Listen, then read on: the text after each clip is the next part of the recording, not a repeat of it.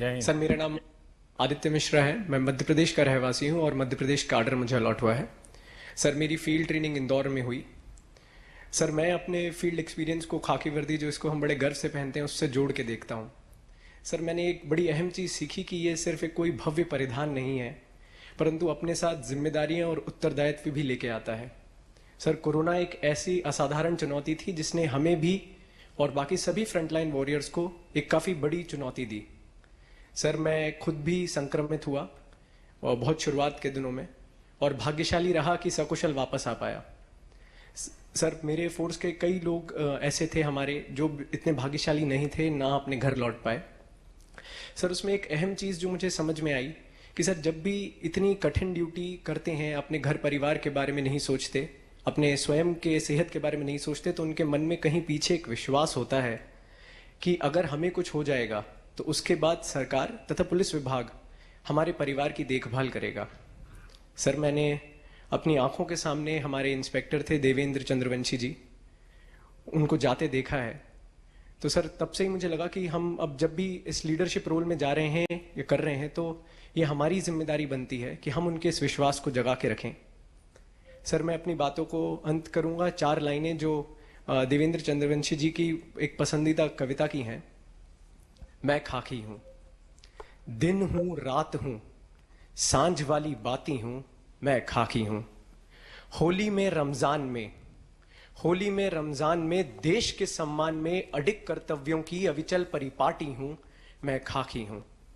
कभी आहत हूं, कभी चोटिल हूं, और कभी तिरंगे में लिपटी रोती सिसकती छाती हूं, मैं खाकी हूं। जय हिंद सर। आदित्य जी, आपने इंदौर में काम किया तो जो पुलिसिंग की दुनिया का काम होता है उसका तो शायद आपको अवसर नहीं मिला, क्योंकि इंदौर के ऐसे संकट के कालखंड से गुजरना पड़ा और ज़्यादातर हमारे पुलिस बल के लोगों को सबसे पहले इस वायरस का शिकार होना पड़ा। और सबसे ज़्यादा इंदौर में बड़ा मैं भी अनुभव कर रहा था कि ये संकट कहीं गहरा न जाए। और लेकिन इसके बावजूद भी पुलिस बेड़े के लोगों ने हिंदुस्तान के हर कोने में इस सारी परिस्थिति में जो काम किया है, उस काम का अपना महत्व है, समाज को उसका अपना लाभ है। लेकिन एक बहुत बड़ी बात हुई है और मैं समझता हूं कि ये पुलिस बेड़े की बहुत बड़ी पूंजी है। इसको कैसे हम संभालें, इसे संभालने के लिए हम इंस्टीट्यूशनल अरेंजमेंट क्या करें, और वो क्या है?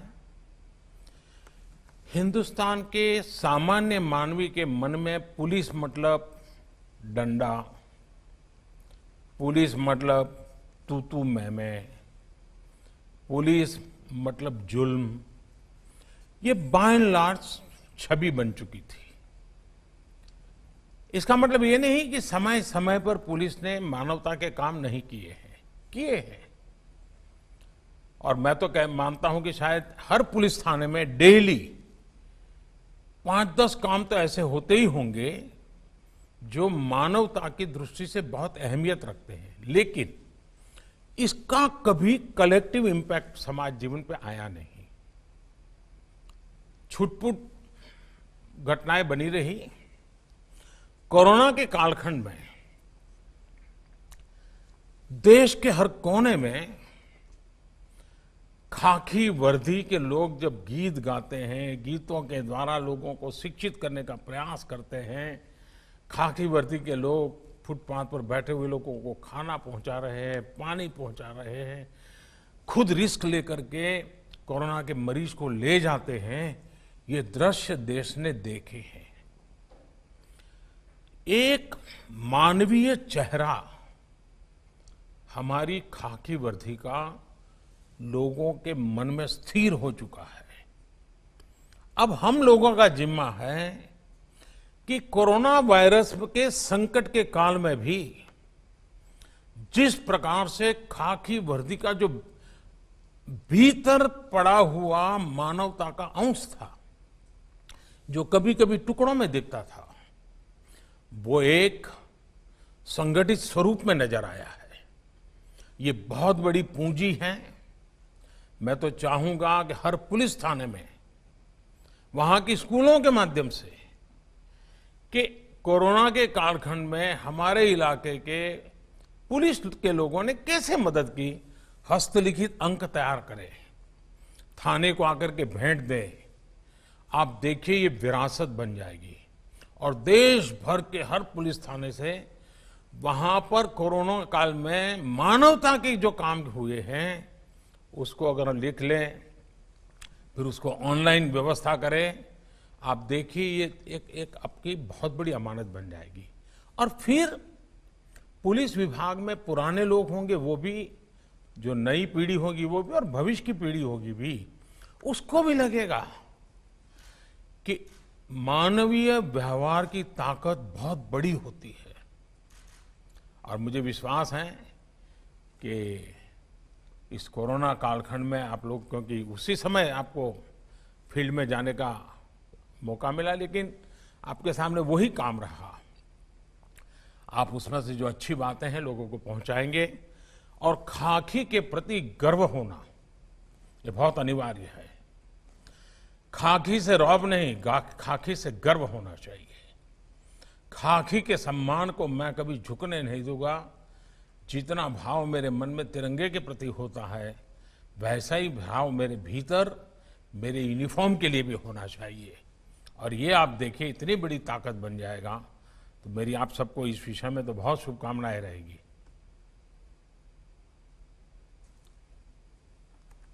नेक्स्ट। जय हिंद सर। जय हिंद भैया। सर मेरा नाम पार्थप्रतिम दास है। मैं जोरहाट डिस्ट्रिक्ट असम से रहने वाला हूँ। मुझे असम मेघालय कैडर एलोकेट हुआ है। मैंने कंप्यूटर इंजीनियरिंग एनआईटी सूरत से किया है। फेज़ 1 के ट्रेनिंग के बाद मैंने डिब्रूगढ़ डिस्ट्रिक्ट में अपनी डिस्ट्रिक्ट प्रैक्टिकल ट्रेनिंग ख़त्म की है। और कोरोना आउटब्रेक के बाद सर, जब भारत सरकार ने मूवमेंट ऑफ स्ट्रैंडेड पैसेंजर्स का गाइडलाइंस निकाला था, तब मुझे डिप्यूट किया गया था कोकराझार में, आसाम बंगाल बॉर्डर में, लोगों के मूवमेंट को मैनेज करने के लिए। तब सर जो रजिस्ट्रेशन प्रोसेस और जो व्हीकल्स आती थी उनका रजिस्ट्रेशन हम करते थे, और एक डेटाबेस हमने बनाया था गुवाहाटी में, ताकि लोगों का ट्रेसिंग हो सके। सर वहाँ पे कुछ चैलेंजेस जो हमने फेस किए हैं, लोग हज़ारों किलोमीटर साइकिल से चल के वहाँ आते थे, तो वहाँ पे हमने काफ़ी अच्छी सर्विस प्रोवाइड की थी, लोगों को खाना पहुँचाया था। जो चल के आए थे उनको बसेस में रेस्पेक्टिव रीजनल सीटिंग सेंटर्स में हमने भेजा था। और सर उस वक्त पुलिस वालों को भी काफ़ी अच्छे से ब्रीफ करना पड़ा था, क्योंकि हम खुद भी इन्फेक्ट हो सकते थे, बल्कि कुछ लोग वहाँ से इन्फेक्ट हुए भी थे सर। और सर ये जो लोग आए थे, कुछ लोग स्टूडेंट्स भी थे जो 1 महीने के से ज़्यादा फंस चुके थे लॉकडाउन के वजह से, सब घर वापस आ रहे थे। एक बहुत अच्छा सेटिस्फेक्शन मिला सर कि स्टार्ट ऑफ द करियर में मुझे ऐसा मौका मिला। और सर ये एक पूरा टीम एफर्ट है, जिसमें ड्राइवर्स, कांस्टेबल्स, होमगार्ड्स, सबका इक्वल कंट्रीब्यूशन था। सबने दिल खोल के लोगों को हेल्प किया जो तनाव में थे, मुश्किल में थे। और सर ये एक हम एज ए 71 आवर बैच आपको सर एश्योर करते हैं कि आने वाले टाइम में भी हम सर ऐसे ही ड्यूटी करते रहेंगे सर। क्या शुभ नाम बताया आपका? सर पार्थ प्रतिम दास सर। दास सूरत में कितना समय रहे? सर 4 साल इंजीनियरिंग की थी सर। तो सूरत का खाना मिस करते होंगे? Yes sir, vada pav sir miss करता हूँ। आसाम और सूरत की कॉमन चीज पता है क्या है?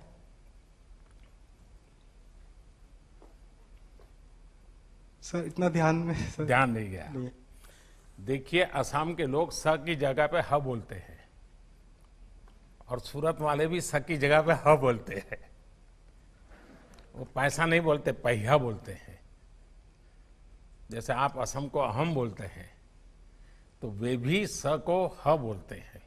तो अगर आपको सूरती लोगों से बात करने का मौका मिला होगा, और जब सूरत से आप असम जब भी छुट्टियों में गए होंगे, तो जो सूरत को जानते होंगे जरूर आपको पूछते होंगे कि सूरत का खाना इतना तारीफ होती है, तो कभी कुछ ले जाते थे कि नहीं?